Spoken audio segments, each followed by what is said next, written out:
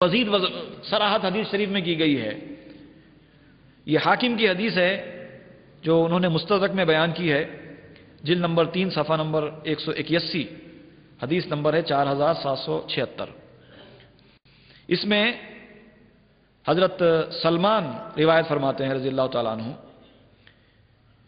کہ میں نے حضور صلی اللہ علیہ وسلم کو فرماتے سنا ہے کہ حسن اور حسین میرے بیٹے ہیں. حضور نے فرمایا حسن اور حسین میرے بیٹے ہیں، یعنی بیٹوں کی طرح ہے. جس نے حسن اور حسین سے محبت کی اس نے مجھ سے محبت کی، اور جس نے مجھ سے محبت کی اس نے اللہ سے محبت کی، اور جس نے اللہ سے محبت کی اللہ نے اسے جنت میں داخل کر دیا. ایک کڑی بیان کی گئی جو ایک دوسرے سے جڑی ہوئی ہے، ٹوٹ نہیں سکتی. یہ ہے تو وہ ہے، وہ ہے تو یہ ہے، یہ ہے تو وہ ہے. کوئی ایک چیز غلط نہیں ہو سکتی. If A is equal to B, B is equal to C, C is equal to D, D is equal to E, then A is equal to E. کیونکہ سب جب ایکول ہیں تو پھر پہلے اور آخری والا بھی ایکول ہوگا. یہ بھی میتھمیٹکس کا قاعدہ ہے. اگر آپ نہیں مانیں گے تو پھر یہ جو آپ پہلے جو بیان کر رہے تھے وہ سب غلط ہو جائے گا. اگر آپ رزلٹ نہیں مانتے تو پہلی والی پوری بات غلط ہو گئی. تو یہ اسی طرح بیان کیا گیا ہے. حضرت حسن اور حضرت حسین سے محبت کہ رسول اللہ صلی اللہ علیہ وسلم کی محبت، رسول اللہ کی محبت اللہ کی محبت، اور اللہ کی محبت جنت میں داخل ہونے کی کنجی. تو معلوم یہ ہوا کہ حضرات حسنین کی محبت جنت میں داخل کر دے گی. یہ ایک لنک ہے، زنجیر ہے. اور پھر اس حدیث میں آگے بیان ہوتا ہے جس نے حسن اور حسین سے بغض رکھا اس نے مجھ سے بغض رکھا، جس نے مجھ سے بغض رکھا اس پر اللہ کا غضب ہوا، اور جس پر اللہ کا غضب ہوا اللہ نے اسے آگ میں داخل کر دیا. یعنی صاف لفظوں میں بیان کر دیا گیا حسن اور حسین کی محبت جنت میں لے جائے گی، حسن اور حسین سے بغض دوزخ میں لے جائے گا. اور اس حدیث کو امام حاکم نے صحیح حدیث کہا ہے. اب اس کے بعد بھی اگر کوئی شخص کہتا ہے کہ حضرات حسنین سے محبت کرنے والا شیعہ ہے تو ایسے آدمی کو آپ جاہل کے سوا اور کیا کہیں گے؟ اور اگر شیعہ کے لغوی معنی پر آپ جائیں تو شیعہ تو کہتے ہی چاہنے والے کو ہیں. شیعہ کا جو مطلب ہے لفظ اس کا مطلب ہی چاہنے والا ہے. چاہنے والے تو ہم ہیں نا، تو انکار کی کوئی گنجائش نہیں ہے. ہاں فرقہ شیعہ کے بارے میں اگر بول رہے ہیں تو وہاں پر ہم انکار اس لیے کریں گے کہ وہاں پر خالی چاہت کا تذکرہ نہیں ہے، وہاں پر صحابہ کرام سے بغض بھی آ جاتا ہے اور وہ ہمارے پاس نہیں ہے، اس لیے ہم انکار کرتے ہیں. خلفائے راشدین کے ساتھ گستاخیاں بھی آ جاتی ہیں، وہ ہمارے پاس نہیں ہیں. ازواج مطہرات کے ساتھ گستاخیاں آ جاتی ہیں، وہ ہمارے پاس نہیں ہیں. اس لیے فرقہ شیعہ کے تعلق سے اگر آپ کہیں گے تو وہ ہم نہیں ہیں، لیکن لفظ کے اعتبار سے کہیں گے شیعہ تو یقیناً ہم بھی شیعہ ہیں، کیونکہ وہ رہیں گے تو مومن ہیں، نہیں تو مومن ہی نہیں ہے. اتنی اہم ترین شرط بیان کر دی گئی ہے. اور آخر میں ایک اور حدیث پیش کرتا ہوں. ویسے تو اور بھی کئی ہیں، میں صرف اختصار کے ساتھ چنندہ حدیث پیش کر رہا ہوں. یہ حضرت سلمان فارسی رضی اللہ تعالیٰ عنہ سے روایت ہے کہ آپ نے بیان کیا کہ حضور نبی کریم صلی اللہ علیہ وسلم نے حضرت حسن اور حضرت حسین کے بارے میں فرمایا کہ جس نے ان سے بغض رکھا یا ان سے بغاوت کی وہ میرے پاس مبغوض ہو گیا، یعنی میری نظروں میں وہ غضب کا شکار ہو گیا میرے، وہ یعنی میرا اس کے اوپر غضب ہو گیا، میں اس کے اوپر غصے میں آ گیا. جس نے ان سے بغض رکھا یا ان سے کسی بھی طرح کی بغاوت کی. اور جو میرے پاس مبغوض ہو گیا وہ اللہ کے غضب کا شکار ہو گیا. اب دیکھیے اللہ کے غضب کا شکار ہونے والی بات کہی جا رہی ہے. حدیث میں جو الفاظ آئے ہیں وہ دیکھیے، ومن ابغضہ اللہ ومن ابغضتہ ابغضہ اللہ ومن ابغضہ اللہ ادخلہ عذاب جہنم ولہ عذاب مقیم. فرمایا گیا اور اللہ تعالیٰ کے جو غضب کا شکار ہو جاتا ہے تو اللہ تعالیٰ اسے جہنم کے عذاب میں داخل کر دیتا ہے. اور بات یہیں پر ختم نہیں فرمائی، حدیث میں فرمایا گیا جہاں اس کے لیے ہمیشہ کا ٹھکانہ ہوگا.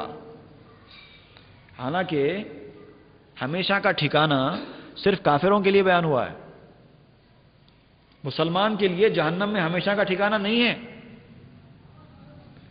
مسلمان کو جہنم میں صرف اس کے گناہوں کے اتنا ڈالا جائے گا جب تک کہ اس کے گناہ دھل نہ جائیں. جب وہ گناہ سے پورا پاک و صاف ہو جائے گا تو پھر اس کا ایمان اس کو پھر جنت میں لے کر جائے گا. یہاں پر فرمایا جا رہا ہے کہ اس شخص کا ٹھکانہ جہنم میں ہمیشہ ہوگا، تو اس کا مطلب یہ ہے کہ اس کے مرنے سے پہلے اس کا ایمان چھین لیا جائے گا. اگر ایمان رہے گا تو وہ جنت میں، دوزخ میں ہمیشہ کہاں سے رہ سکتا ہے؟ یہ تو بہت بڑی وعید ہے کہ حضرات حسنین سے بغض اتنی معمولی چیز نہیں ہے، آدمی کے ایمان کو خطرے میں ڈال دیتی ہے.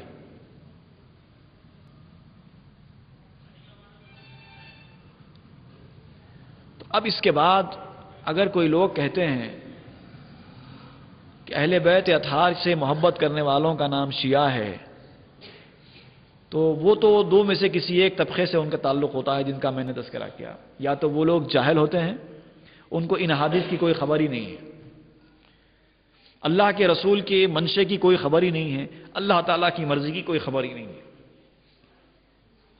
جہالت کی وجہ سے اس طرح کی باتیں ان کے ذہن میں آتی ہیں. دوسری وہ جن کے دل میں حقیقت میں بغض ہے اور وہ اپنے بغض کو ظاہر نہیں کرتے بلکہ اپنی زبان سے اس طرح کے الفاظ نکالتے ہوئے ان کا بغض خود بخود ظاہر ہوتا ہے.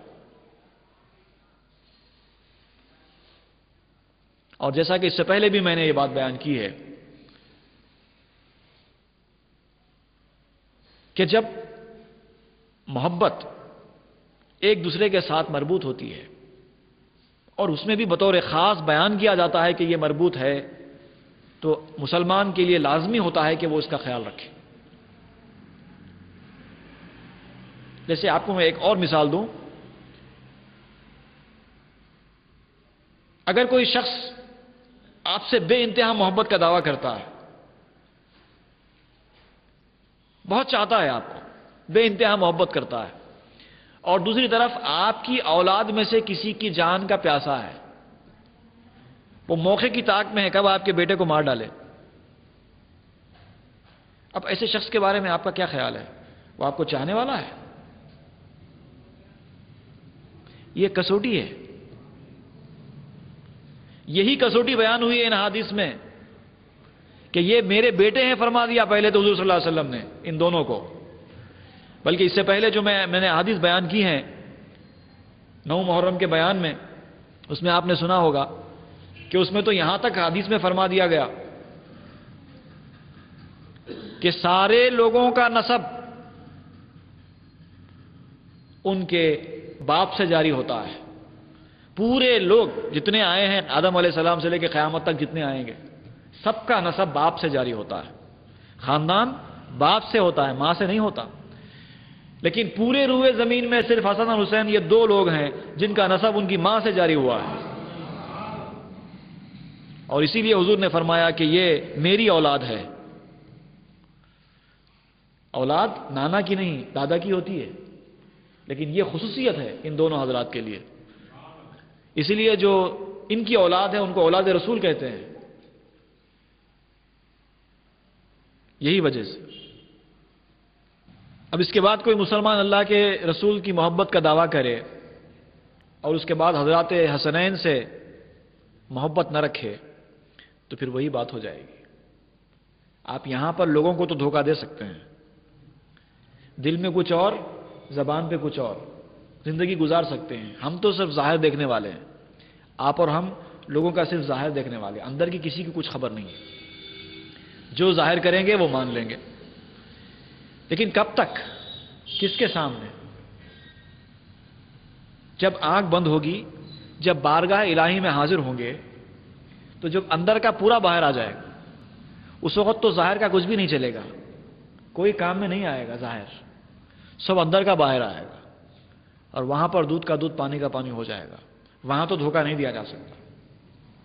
یخادعون اللہ والذین آمنوا وما یخدعون الا انفسهم وما یشعرون. یہ لوگ اللہ کو دھوکہ دیتے ہیں، مومنین کو دھوکہ دیتے ہیں، لیکن ان کو خبر نہیں ہے کہ اللہ کو دھوکہ دے ہی نہیں سکتے.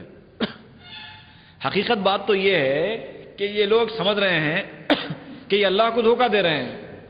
اس طرح سمجھ کے دراصل یہ لوگ اپنے آپ کو دھوکہ دے رہے ہیں. اس مفہوم کو سمجھیے جو اللہ تعالیٰ فرما رہا ہے.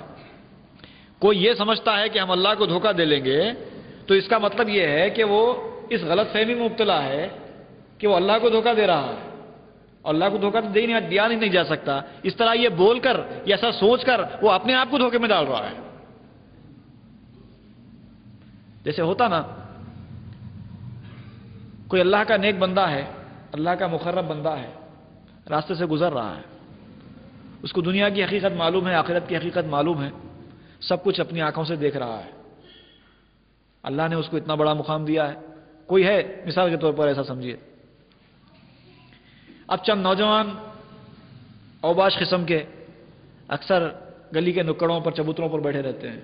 ان کو تو بیچاروں کو کچھ پتہ نہیں ہے، وہ تو ایسے لوگوں کو دیکھ کر ہنستے ہیں.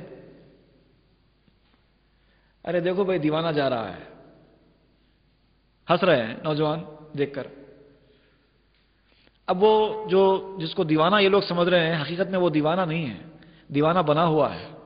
وہ تو ہزاروں کو دیوانے بنا دیتے ہیں، وہ کہاں دیوانے. حقیقت میں ہوشیار تو وہ ہی ہیں. اب ان کے کان میں یہ بات پڑتی ہے کہ کچھ نوجوان ہیں جو مجھے دیکھ کر ہنس رہے ہیں، میرا مذاق اڑا رہے ہیں. اب ان کے دل کے اندر کیا آتا ہے، یہ بیچارے کتنے نادان ہیں، ان کو حقیقت کی خبر ہی نہیں ہے.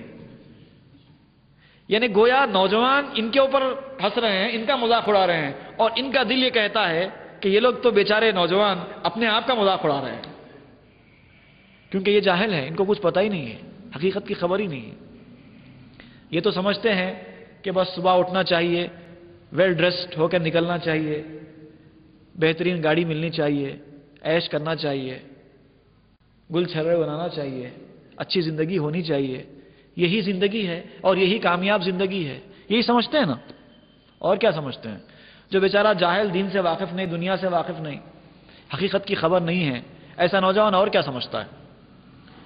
جب کوئی اللہ کے نیک بندے کو دیکھتے ہیں، کچھ عجیب و غریب حرکات اس کے دکھائی دیتے ہیں تو وہ ہنستا ہے. یہ فطری بات ہے، ہنستا ہے. تو اب یہ بھی ہنستا ہے اس کے اوپر، تو دونوں ایک دوسرے پہ ہنس رہے ہیں. اس کے حال کو دیکھ کر یہ ہنس رہا ہے اور اس کے ہنسنے کو دیکھ کر یہ ہنس رہا ہے. دونوں ہنس رہے ہیں اپنی اپنی جگہ. کیونکہ وہ جو پہلے والا آدمی تھا جو ہنس رہا تھا، وہ ہنس کے اپنے آپ کو ہنسی کا موضوع بنا رہا تھا. جاہل ہے، پتہ نہیں ہے، اس لیے ہنس رہا ہے. جو لوگ سمجھتے ہیں کہ ہم اللہ کو دھوکہ دے رہے ہیں، تو اللہ تعالیٰ کو کیا دھوکہ دیں گے.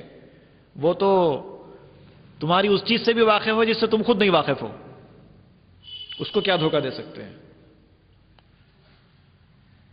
انسان کے جسم کے اندر چھوٹا جو ذرہ ہوتا ہے، ایٹم، جس کو ہم حال حال تک انڈیویزیبل سمجھا کرتے تھے، اس کے اندر بھی کیا کیا کیا کیا ہے پتہ چل رہا ہے. نیوٹران، پروٹون، الیکٹران وغیرہ وغیرہ وغیرہ. اب تو اور بھی آگے جا رہی ہے سائنس. مگر وہ اس کے جو آخری حصہ جو سائنس دریافت کی ہے، اس کے اندر بھی ایک دنیا ہے. یہ غالباً اکثر لوگوں کو خبر نہیں ہے.